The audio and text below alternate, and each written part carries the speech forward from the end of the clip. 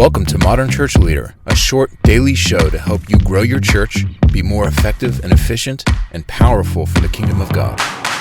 I think this is really important to a church to look into finding something that they can automatically set up, because like any project that your ministry might get involved in, it has the opportunity to drain a lot of time and resources out of the church. And often you can see that happen where the website project begins. Even some people now thinking about building a website think, oh, we don't have 3 months to do this. I just don't have that in my schedule. So maybe you put it off another year to build your website because you're too overwhelmed with the thought.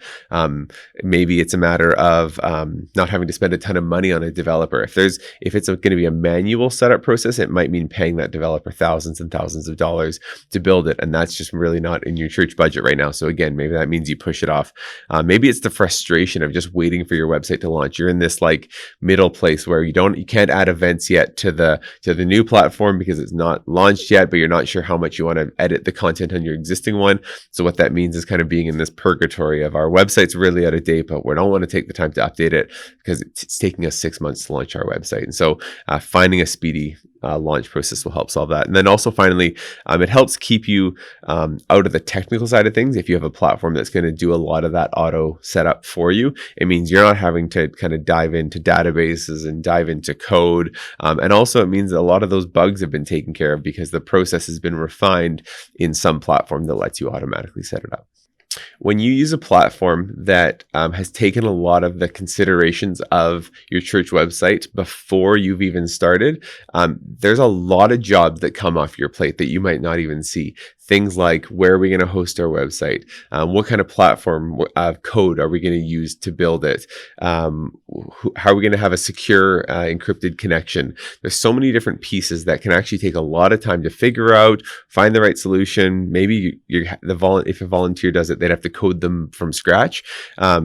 It saves a lot of time and effort when those things are already taken into consideration. So a platform that does all of that for you is going to save you a lot of time, but also means that someone's probably maintaining that code to make sure it's up to speed with where it needs to be, instead of custom creating something that's all of a sudden going to be now on your plate to maintain going forward. The launch time of a church website can absolutely vary depending on how complex your website's going to be, what kind of features you want it to do, what platform you're choosing to build it on. I'd say that, if done well, a church website should launch within 3 to 4 weeks.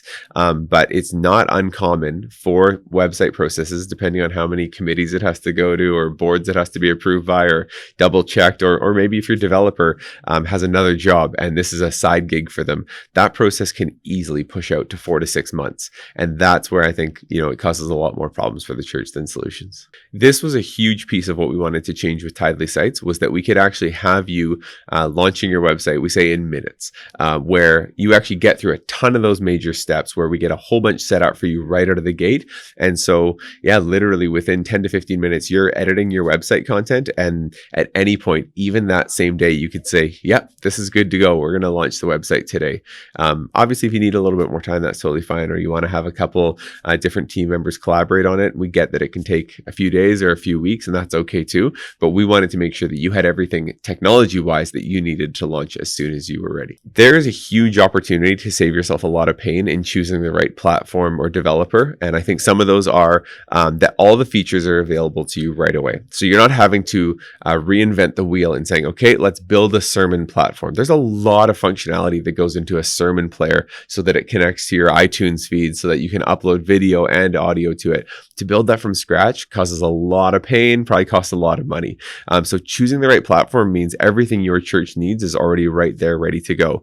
You don't have to work out all the bugs. In any software development, there's a lot of bugs that can come up. But if the platform has already been created, it means you're not having to solve those bugs yourself. They've already been cleaned up, and the platform's already ready to go tomorrow. It means you don't have to rely on any one person being available. So often, again, we love volunteers. Volunteers are a massive part of what make churches run well. But this is one area where I would say that if you've got a developer, volunteer who's really great and super capable, often they can get tied up in other things. They can either get a job that takes a lot of their time, or they're working on a number of big projects. And so being reliant on one specific person can cause huge challenges down the line when something breaks. So often in choosing a platform to build your website on means you've actually got a team of developers available to you to help you if anything goes wrong, or often a problem is actually solved before you ever see it because someone else using that platform has already reported the problem, the team fixed it, and you didn't even know there was a problem. And so that's a huge advantage to kind of being on a larger infrastructure than just any single one website. Also, it can save you just a lot of time. You're not the one having to go to every feature to make sure things are working well, or having someone report something back to you. Again, it doesn't even come across your plate because everything's just working the way it should.